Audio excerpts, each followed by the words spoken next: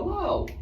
So I just got out of the shower, and you're not going to believe this, but it's actually a hot shower I take. I know what you're thinking, but you're in sustainability. Why would you take a hot shower? The answer is this. So part of why I take a hot shower is actually because of this. It's how I do my hair. And you might be thinking, well, that's a really stupid reason. And it kind of is.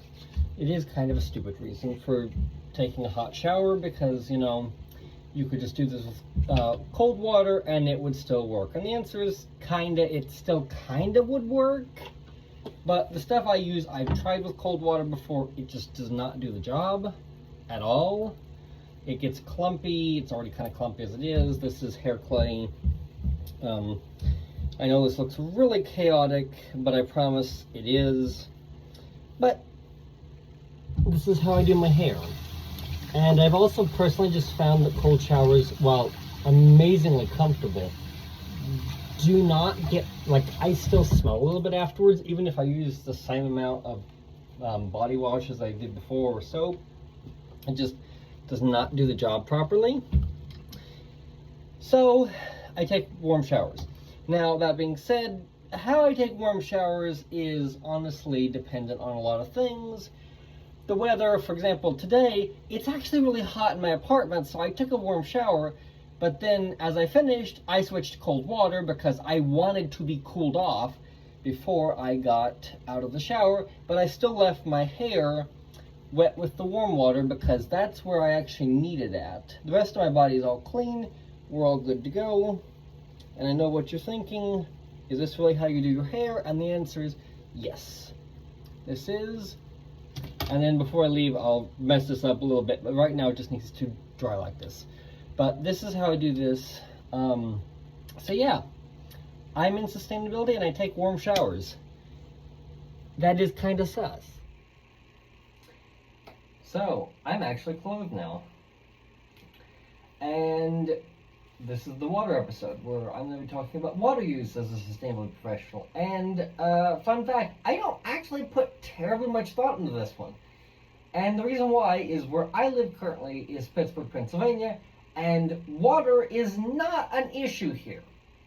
The quality of the rivers, separate topic, but we have actually enough water that water use is not a concern here, and however much water I use is not as big of a difference as it might be elsewhere. Like if I was in California or Arizona, yes, water use would be a huge consideration. Here, not as much. We get plenty of rain, we get plenty of water.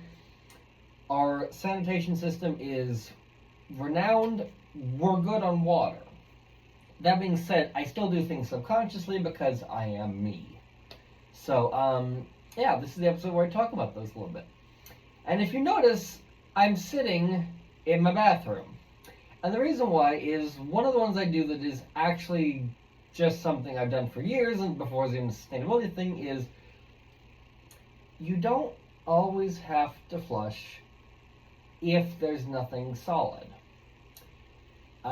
This is something I've heard a lot of people debate about because it's a conversation, but the honest truth is that I can use the toilet, and as long as it's not a number 2, it really does not cause any smell, there's not a problem.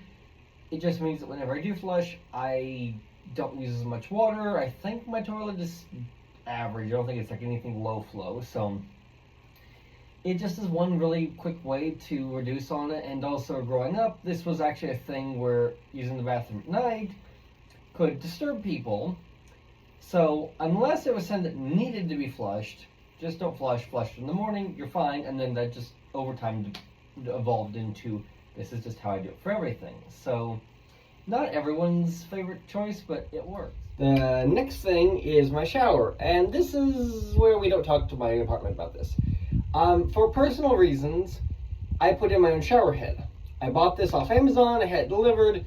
I actually paid $1 more because this is a California standard low flow.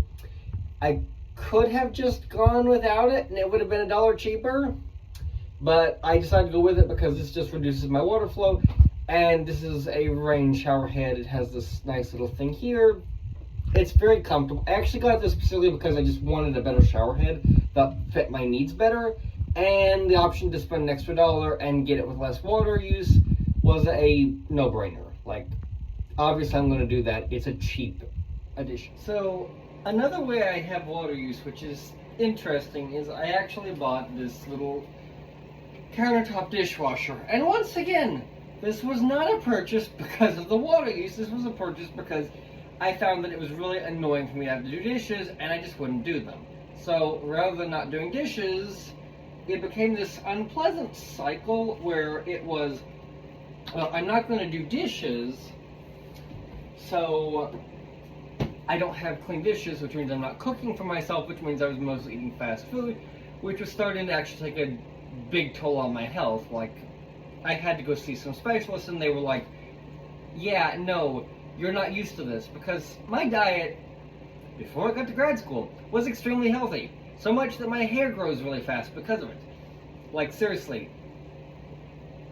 Most people, I think their hair grows twice as slow as mine does. And my nails grow really fast. It's this whole annoying process. But because of that, my body wasn't used to that. And I was finally like, okay, that's it. I'm getting a dishwasher. I'll figure out something. And I got this one. It sits on my counter. It drains into the sink. I have to pour water into the top. Does it use less water than if I wash the dishes manually? I actually think it probably does, but that's not why I got it. But still, all I do is I put it in dishwasher fluid. It does have an eco setting. I do not know what the eco setting actually does, because I looked at the specifications, and to me it was just about the same as the regular, just like 10 minutes shorter in time, so I don't know. But it's here, this is part of my water usage, so yeah, it is part of my life. Another thing in my kitchen that is part of my water usage is this. I have a water filter.